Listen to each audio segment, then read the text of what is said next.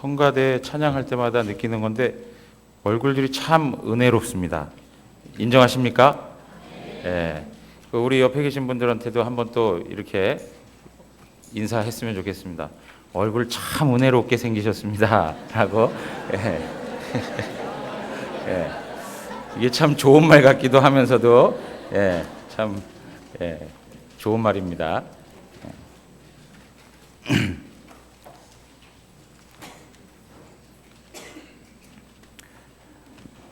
다른 분들이 저한테 목사님은 은혜 없이는 얼굴 내밀고 살기가 어렵습니다. 이런 적도 있죠.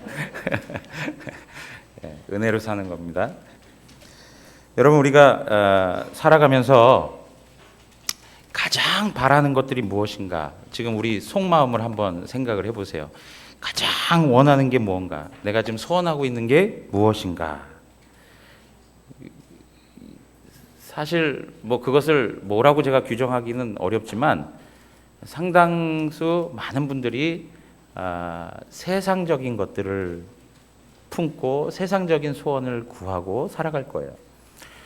만약에 그러한 것들이 우리에게 주어지지 않으면 그것을 추구하기 위해서, 그것을 얻어내기 위해서 열심히 살아내고 그냥 집착하는 마음을 가지고 살아났는데 그것이 나에게 주어지지 않으면 어떤 생각이 들어와요? 실망하게 되죠. 실망하게 돼요. 예, 낙담하게 되고 좌절하는 그러한 모습들이 우리 안에 있습니다. 여러분, 오늘 우리가 읽었던 본문 말씀에 보면 세례 요한이 실망하게 됐던, 뭐 실망했다라고 말하기는 어렵지만 실망할 뻔했던, 그리고 실족할 뻔했던 그런 상황을 우리에게 설명해 주고 있습니다. 여러분, 세례 요한이 감옥에 갇히게 되었습니다. 그리고 그 감옥에서 예수님께서 하신 일을 계속 듣고 사는 것입니다. 예수님께서 행하신 일들을 자꾸 듣는데 거기에 뭔가 질문이 생겨나는 거예요. 그래서 제자들을 예수님에게 보내십니다. 그리고 이런 질문을 합니다. 3절 우리 다 같이 한번 보겠습니다. 다 같이 읽겠습니다. 예수께 여짜오되 오실 그이가 당신이오니까 우리가 다른 이를 기다리오리까. 예. 예수님, 당신이 우리가 기다렸던 그분입니까? 이야기가 무슨 얘기입니까? 당신이 구약에서 이야기하셨던 그 메시아, 그분이 맞습니까? 라고 묻는 것이죠. 우리 선조들을 통해서 말씀하시고 수많은 하나님의 사람들을 통해서 예언하셨던 그 메시아가 당신이 맞습니까? 아니면 우리가 다른 사람을 기다려야 될까요? 라고 하는 질문입니다.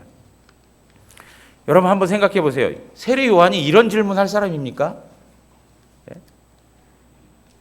예를 들면 목사가 매일 예수는 그리스도이십니다. 예수는 구원자이십니다. 예수는 생명의 주가 되십니다. 해놓고 혼자 기도할 때 하나님, 예수님이 정말 구원자 맞습니까? 이렇게 물어보면 우리 성도님들이 저를 목사로 여기 세우겠습니까? 다른 교회는 그렇게 또 기다려준 교회도 있더라고요.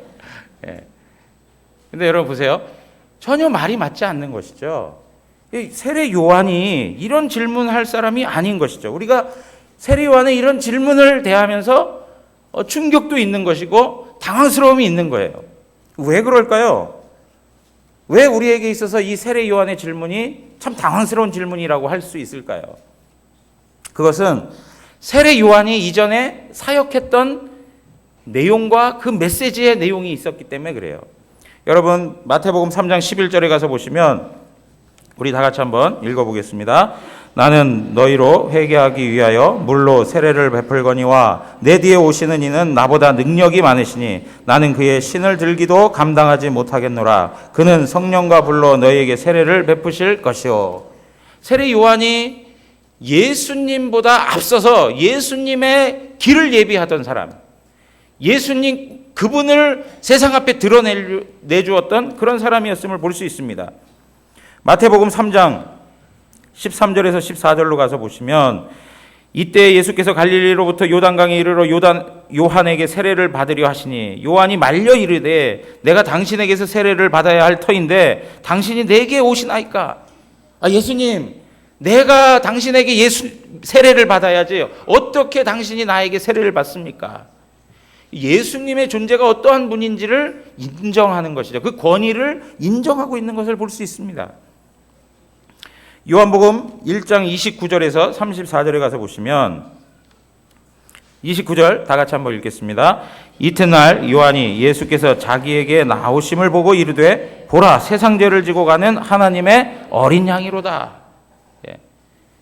세상 죄를 지고 가는 하나님의 어린 양이다 하면서 예수 그리스도를 지시하죠. 예수 그리스도를 많은 사람 앞에 드러내죠. 31절에 그래서 뭐라고 얘기합니까? 나도 그를 알지 못하였으나 내가 와서 물로 세례를 베푸는 것은 그를 이스라엘에 나타내려 함이라. 그렇게 말씀하고 있습니다. 34절 다 같이 한 목소리로 읽겠습니다. 34절입니다. 내가 보고 그가 하나님의 아들이심을 증언하였노라 하니라. 세례 요한이 예수 그리스도를 보면서 뭐라고 얘기했다고요? 저분이 하나님의 아들입니다 라고 증언했다는 거예요. 저분이 메시아입니다 라고 증언했다는 거예요. 이렇게 예수 그리스도보다 앞서서 예수 그리스도의 길을 평탄케 하고 예수 그리스도의 길을 예비하였던 그 세례 요한이 감옥에 갇혀서 6개월이 지났을 때 제자들을 보내서 예수님에게 하는 말이 오실 그 이가 당신입니까? 우리가 다른 사람을 기다려야 되는 건 아닐까요? 이렇게 묻는 거예요. 성도 여러분, 왜 세례 요한이 이러한 질문을 했을까요?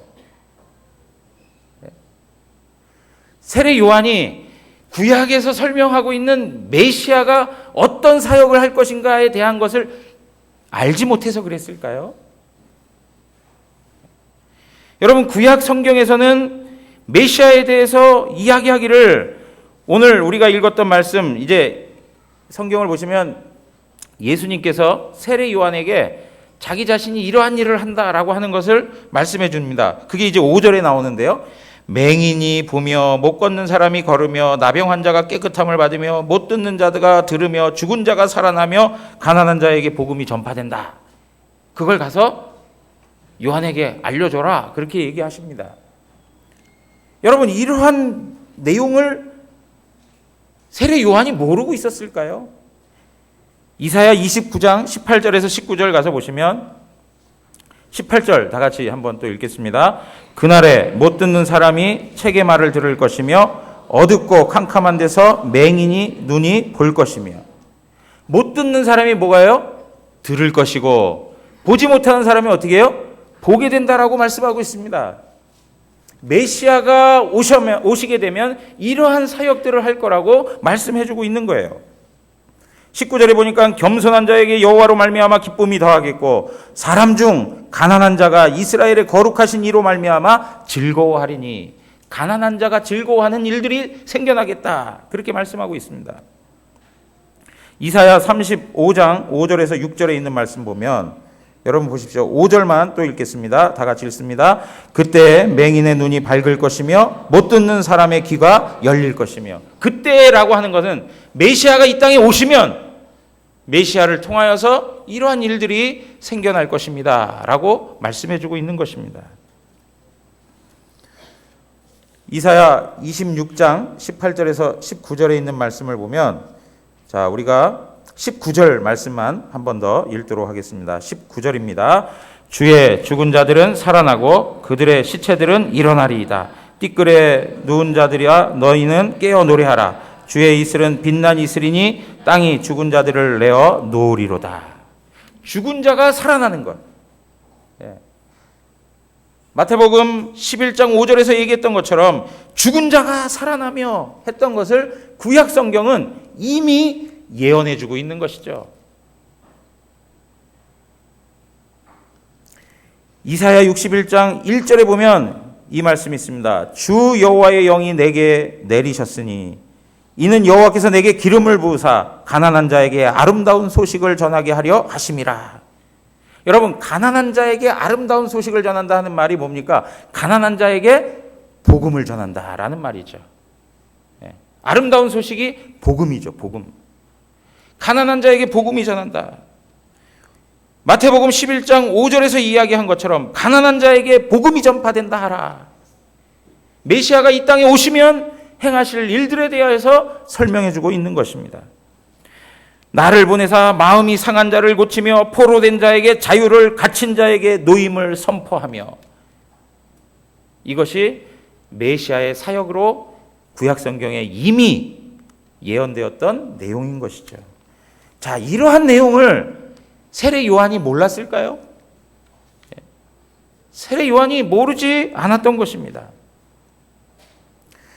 예수님이 하셨던 이 일들을 세례 요한이 몰라서 예수님에게 당신이 그분이 맞습니까? 이렇게 질문한 것이 아니죠. 자, 그러면 무엇이 세례 요한에게 있어서의 문제였을까요? 어떤 것이 문제였을까요? 왜 세례 요한이 예수님에게 그 질문을 할 수밖에 없었을까요?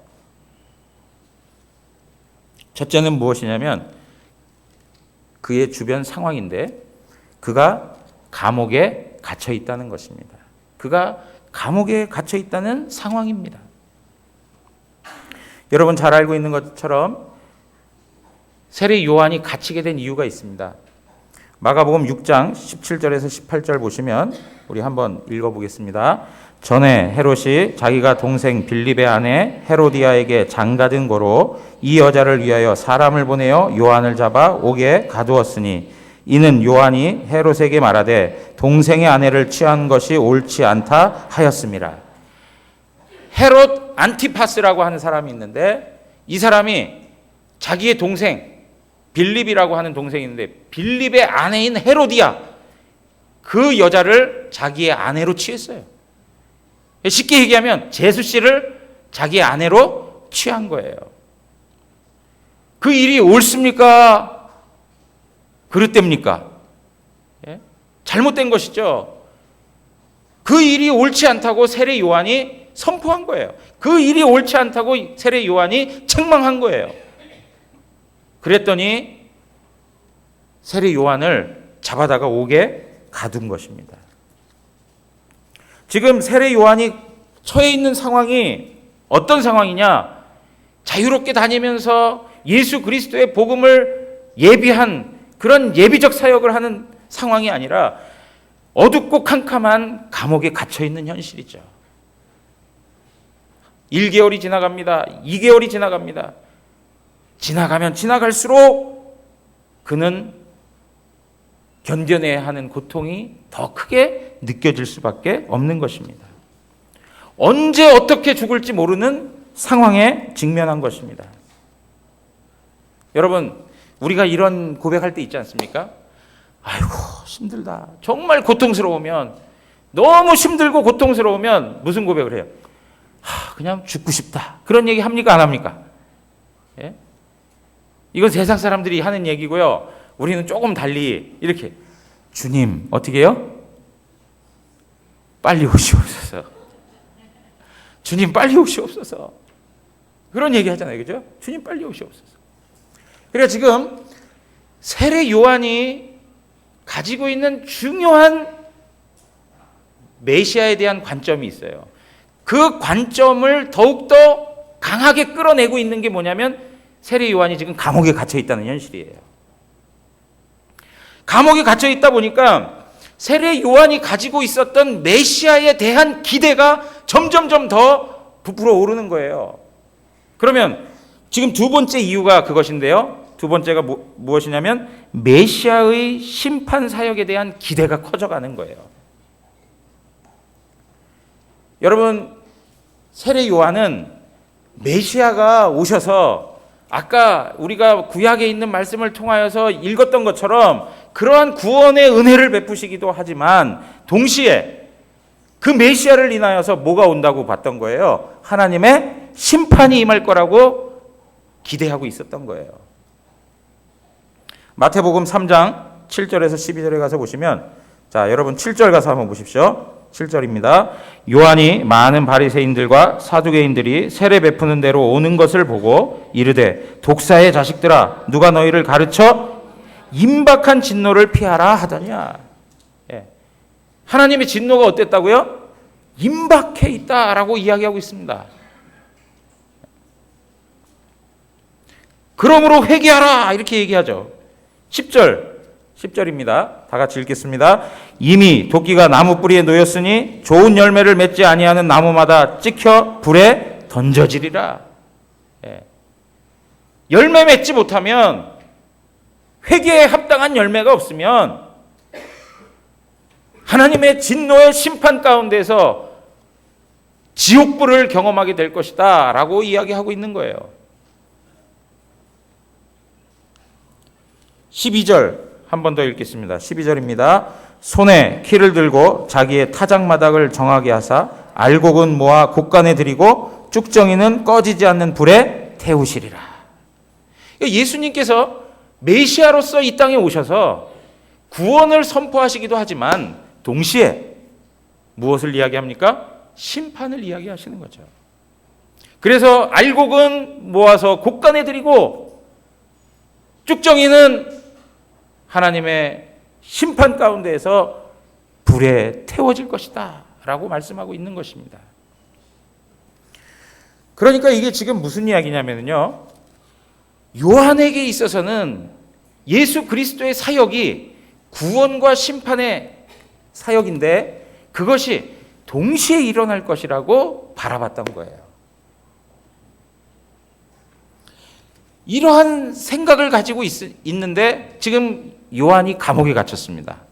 그러면 감옥에 갇혀 있으면 마음속에 그런 생각이 더 강하게 일어나지 않겠습니까? 아, 예수님이 언제 심판하실까? 메시아이신 그분이 언제 하나님의 진노를 이 땅 가운데 나타내실까? 그래서 나도 구원해 주시고 이스라엘의 이 원통함을 언제 해결해 주실까? 그 원통함을 언제 풀어 주실까? 이런 생각을 하겠어요? 안 하겠어요? 예? 충분히 할 수 있는 거예요. 그런데 이것이 성경의 내용이 아니었던 거고 하나님의 관점이 아니었던 것이죠. 자, 왜 이러한 관점을 가질 수밖에 없었을까요? 구약의 많은 선지자들이 메시아 사역을 이야기할 때 구원과 심판을 이야기합니다. 그래서 여러분 잘 읽어보시면 이사야든지 예레미야든지 미가든지 선지서들을 읽어가면 메시아가 이 땅에 오심으로 말미암아 나타나는 현상들 가운데 하나님의 구원이 선포되기도 하지만 동시에 하나님의 심판이 있을 것을 말씀해주고 있어요. 그런데 그 선지자들은 메시아가 오시는 그 사건을 한 번의 사건으로 본 거예요. 한 번의 사건.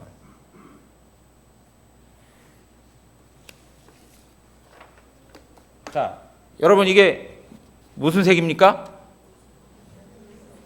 예? 예, 혹시 생맹이 있으신 분들은 예.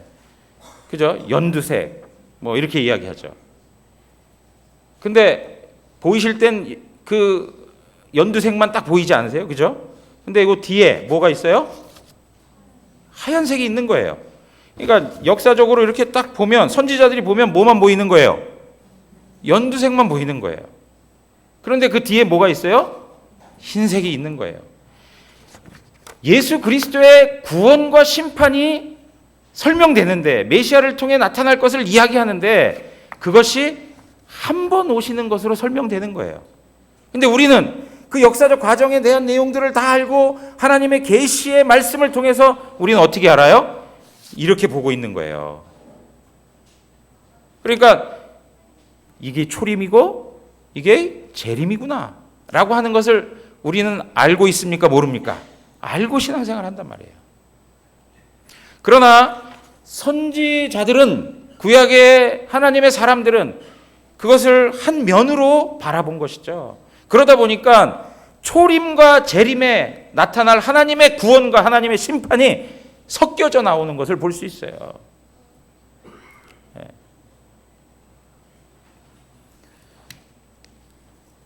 그러니까 세례 요한의 입장에서도 역시 뭐예요?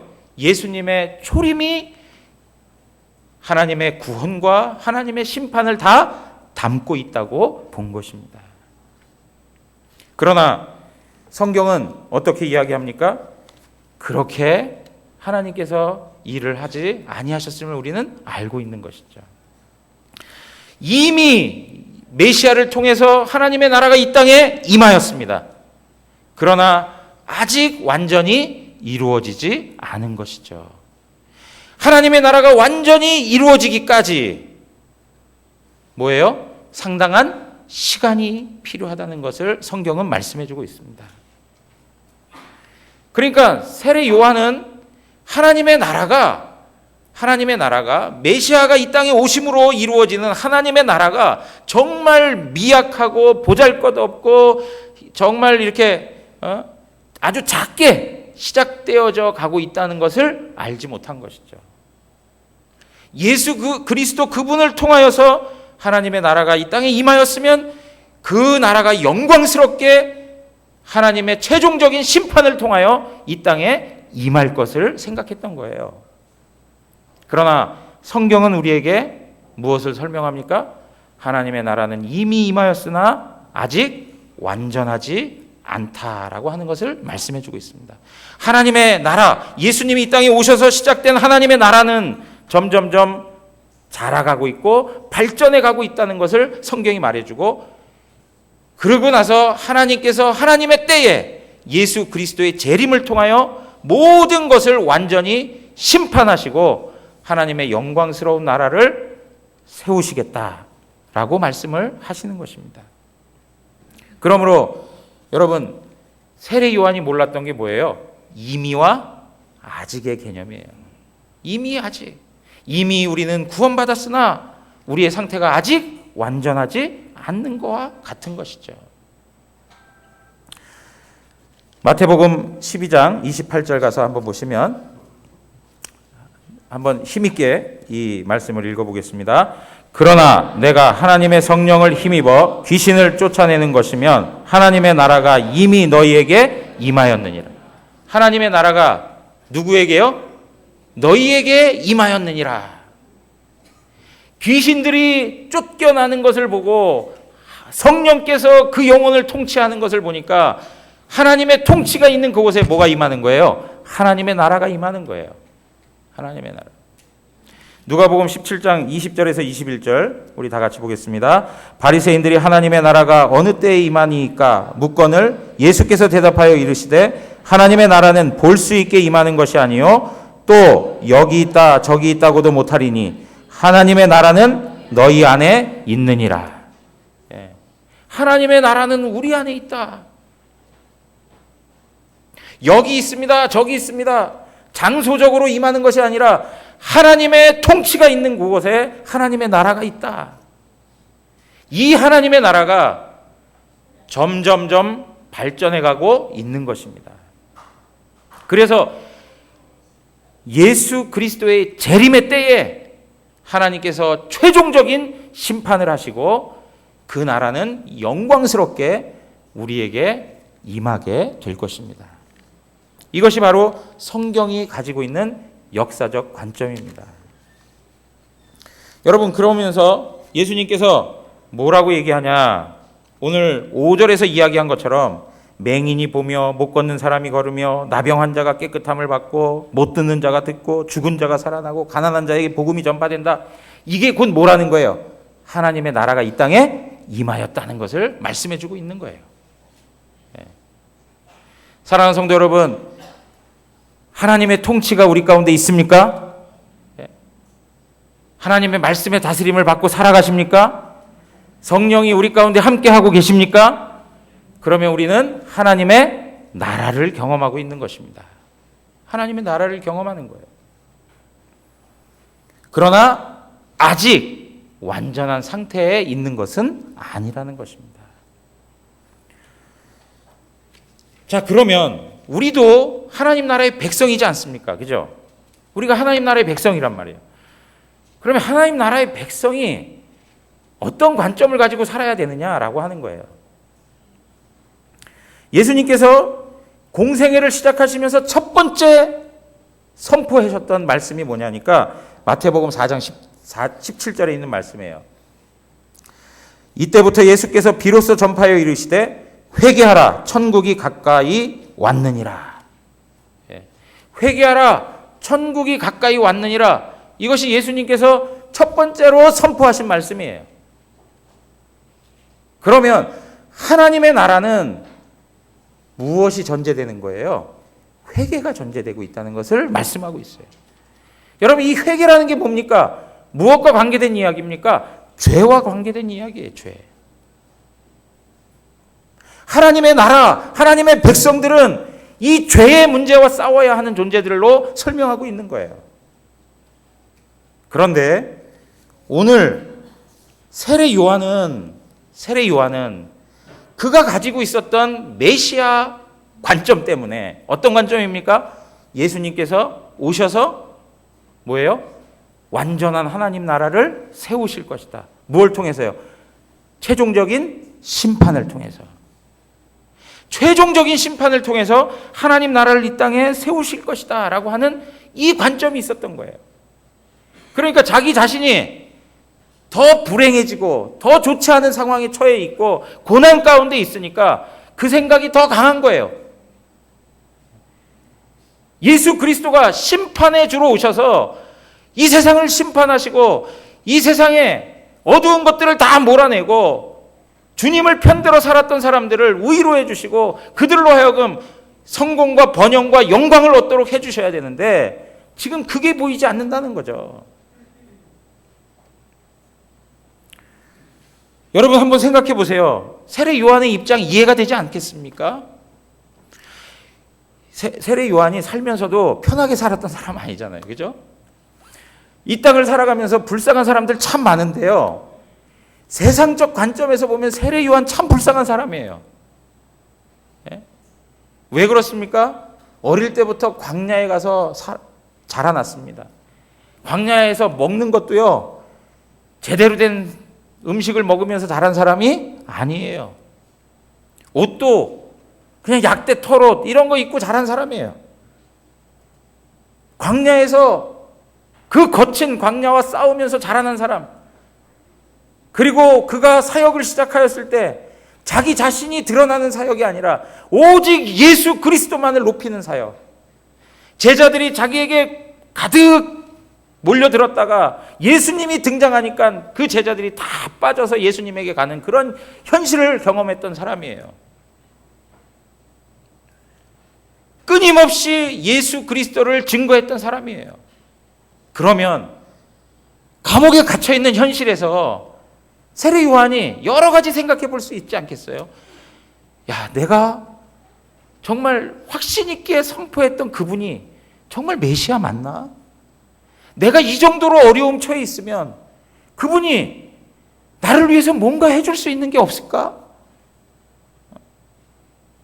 왜 메시아로 오셨는데 왜 심판을 행하지 않는 것일까?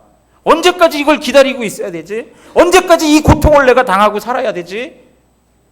과연 내가 하나님 앞에서 가졌던 삶에 대한 보상이 과연 무엇일까? 이런 생각할 수 있지 않겠습니까? 내가 하나님 섬기면서 예비하는 자로서 메시아를 준비하는 자로서 광야에서 외치는 소리로 그렇게 헌신했건만 나에게 돌아오는 게 이 감옥 신세라는 말인가? 주여, 당신이 우리가 기다렸던 그분 맞습니까? 이러한 심정에서 예수님 앞에 나아가 질문할 수 있는 것이죠.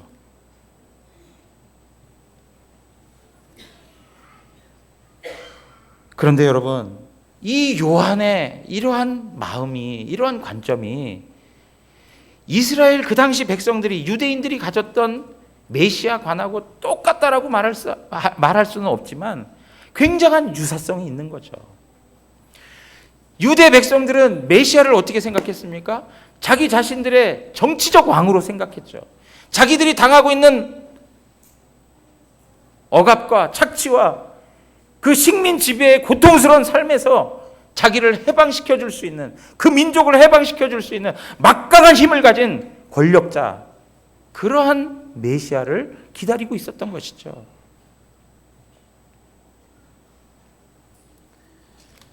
마찬가지로 요한이 그 정도까지는 아니지만 요한의 마음 안에도 그런 마음이 왜 없겠냐 이거예요. 내가 주를 위해 사역한 이 헌신과 이 수고와 이 노력, 과연 이것이 감옥에 처박혀서 언제 죽을지 모르게 죽음만을 기다리고 살아가야 하는 현실이란 말인가? 예수님에게 그 문제를 가지고 가져갈 수 있지 않겠습니까?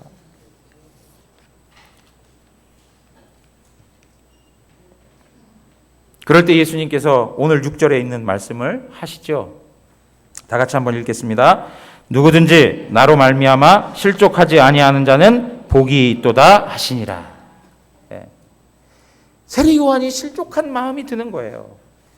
세상적인 보상이 내게 좀 주어졌으면 좋겠는데, 감옥에서 풀려난다든가 자기가 처해 있는 삶의 상황이 좀 바뀌었으면 좋겠는데. 사랑하는 성도 여러분, 우리가 하나님의 자녀로 살아간다고 하면서 우리가 실망하게 되는 이유가 무엇입니까? 무엇 때문에 우리가 실망하며 살아갑니까? 대부분의 모습을 보면 우리가 원하는 것, 우리가 뜻하는 것, 우리가 바라는 것, 그것이 되지 않아서 우리가 실망하고 실족하는 거예요. 그 우리가 바라는 것들이 무엇입니까? 우리가 소원하는 것들이 무엇이에요? 대부분이 보면 세상적인 성공이고 번영이고 많은 부를 축적하는 것이고 다른 사람보다 높아지는 거고 자식들 잘 되고 건강하게 그냥 화목하게 살아가면서 많은 사람들에게 부러움을 사는 그런 삶을 살기를 바라고 있지 않습니까? 하나님 내게 자랑거리를 주셔서 자랑거리들로 내 것을 좀 채워주십시오. 그렇게 기도도 해요. 새벽에도 나와 기도하고 저녁에도 나와 기도합니다. 그런데 어떻습니까? 하나님께서 그렇게 들어주시지 않으면 우리의 마음 가운데 무슨 생각이 들어요? 실망스러운 마음이 드는 거예요. 하나님 계신 거 맞습니까? 하나님 살아 계십니까? 내가 이렇게 기도하고 내가 이렇게 봉사하고 헌신하고 노력하는 게 무슨 보상으로 주어질 수 있습니까? 내 인생은 왜 이렇게 꼬이고 엉망진창이고 안 되는 인생입니까? 하나님 앞에서 투덜하고 불평을 쏟아놓기 시작하는 것이 바로 우리의 모습일 때가 많죠. 요새 신앙생활 어떠십니까? 집사님 요새 신앙생활 하는 거 어떠세요? 그냥 그래요. 별 재미도 없고 별 흥미도 없고 그냥 오는 거죠. 왜 그럴까요? 왜 그럴까요? 우리 신앙의 초점이 다른 데에 모아져 있기 때문에 그런 거예요. 내가 원하는 것에, 내가 바라는 것에 철저히 세상적인 것들로 가득 채우려고 하는 인간 심성이 우리 가운데 있기 때문에, 그렇기 때문에 하나님이 보이질 않는 거예요. 하나님이 주시는 영적인 은혜가 무엇인지를 알지 못하고 사는 거예요. 그러니 거기에 기쁨이 있을 리 없죠. 감격이 있을 리 없죠.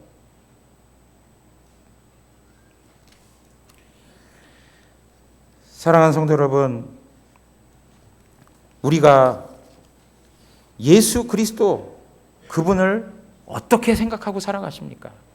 하나님 그분이 우리에게 있어서 어떤 분이십니까? 우리의 소원을 채우기 위한 하나의 도구입니까? 사람이 살면서요 보니까 이런 과정을 거치게 되더라고요. 뭐냐면 하나님 모르고 살아요. 그리고 내 인생 내가 한번 열심히 노력해가지고 내가 성공해보겠다 하고 열심히 살아갑니다. 그런데 살다 보니까 이제 깨닫게 돼요. 좀 철이 들면서 무슨 생각을 하냐면, 야 이거 내 뜻대로 안 되는데, 내 혼자심으로 되지 않는데, 그리고 똑같은 내용을 가지고 이제는 누구의 힘을 빌어요? 하나님의 힘을 빌어요. 달라진 게 없어요. 우리의 인생의 목적과 추구하는 것, 우리가 찾는 것들 달라진 게 없어요. 달라진 거 없이 그것을 찾기 위해서 내 힘으로는 안 되니까 이제 누구한테 빌어요? 하나님께 빌기 시작해요. 그러니까 끊임없이 우리의 마음은 하나님의 이름을 부르지만, 우리의 입술로는 하나님의 이름을 부르지만 우리의 마음은 항상 세상적 가치와 세상적인 것만으로 만족하려고 하는 방식으로 머물러 있는 거예요. 저는 이 우리의 현실에서 뭔가 우리가 좀 변화가 일어나야 된다는 거예요. 어떻게 해요? 하나님의 뜻에 우리의 마음을 맞추기 시작해야 된다는 거예요. 하나님이 우리 가운데 하나님의 나라를 허락하여 주시고 하나님 나라의 백성으로 살아가게 하셨다면 하나님 나라의 가치와 그 내용이 무엇인지 알고 그것으로 만족하고 기뻐하는 성도의 삶을 하나님 앞에 살아가야 되지 않겠냐 이거예요. 사랑하는 성도 여러분, 하나님 나라는 좀 전에 말씀드렸죠. 죄와 싸우는 나라입니다. 죄와 싸우는 나라. 그러니까 우리의 기도 속에 계속적으로 하나님 이 땅에서 이 세상이 추구하는 가치대로 나에게 보상해 주십시오. 이런 기도가 우리의 기도가 되어야 할 것이 아니라 뭐가요?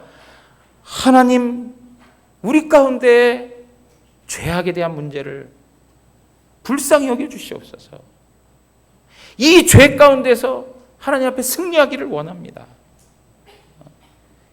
이 죄와의 싸움 속에서, 이 고민과 갈등 속에서 하나님의 은혜를 덧입고 싶습니다. 이러한 방식으로 하나님 앞에 나가야 될 거 아니냐 이거예요. 여러분, 오늘날 기독교 신앙의 위기가 무엇입니까? 사실 하나님은 위기가 없습니다. 그러나 우리 편에서 생각할 때 위기는 하나님 나라의 자녀들이 세상적 관점을 가지고 여전히 세상을 추구하고 살아가기 때문에 능력이 나타나지 않는 것입니다. 영적인 것을 추구하고 영적인 것을 사모하는 마음이 있어야 돼요. 거룩을 하나님 앞에서 품고 거룩에 대한 열정을 가지고 살아가야 되는데 그러한 마음이 없어요. 하나님 나라의 아름다운 형상이 내 인격 속에 채워지고 내 인격으로 드러나야 될 것을 사모하면서 하나님 앞에서 그 문제를 가지고 씨름해야 되는데 그런 내용들을 가지고 씨름하지 않는다는 거예요. 그러니까 우리가 살아가면서 매일 하는 얘기가 뭐예요? 기도했더니 하나님이 정말 기도할 때 또 들어주실 때도 있잖아요. 그죠? 들어주시면 기도했더니 하나님이 돈 엄청 벌게 해주더라. 돈 벌어가지고 얼굴 다 뜯어 고치고 이런 거 사고 저런 걸로 전부 그 소유된 것들, 세상적인 것들로 가득 채워가는 일들, 그것이 우리 삶의 이야기가 돼버리는 거예요. 어떻게 해서 하나님 자녀로서 하나님의 형상을 이루어가며 내가 하나님의 은혜를 어떻게 누리고 있으며 그 말씀의 다스림을 어떻게 받으며 그 가운데서 하나님 나라의 백성으로 살아가고 있는지에 대한 고백들이 있어야 되는데 그런 삶의 고백들은 없고 뭐예요? 하나님이 해주시면 좋아라 하면서 그 주어진 것에 그냥 마음을 다 빼앗기고 살아가고 하나님이 안 주시면 하나님 도대체 죽은 건가? 하나님 도대체 뭐 하시는 건가? 하나님 실망스럽습니다. 하나님 실족하겠습니다. 그런 마음을 가지고 우리가 살아간단 말이죠. 오늘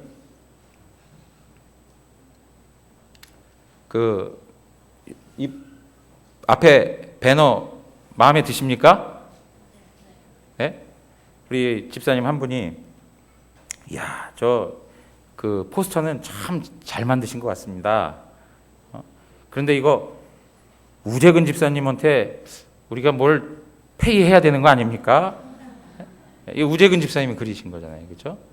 우재근 집사님 같이 대화하는 거예요. 같이 대화하고 있을 때 이거 우 집사님한테 우리가 뭐 이렇게 페이라도 해야 되는 거 아닙니까? 이거 저작권 있잖아요, 그런 거.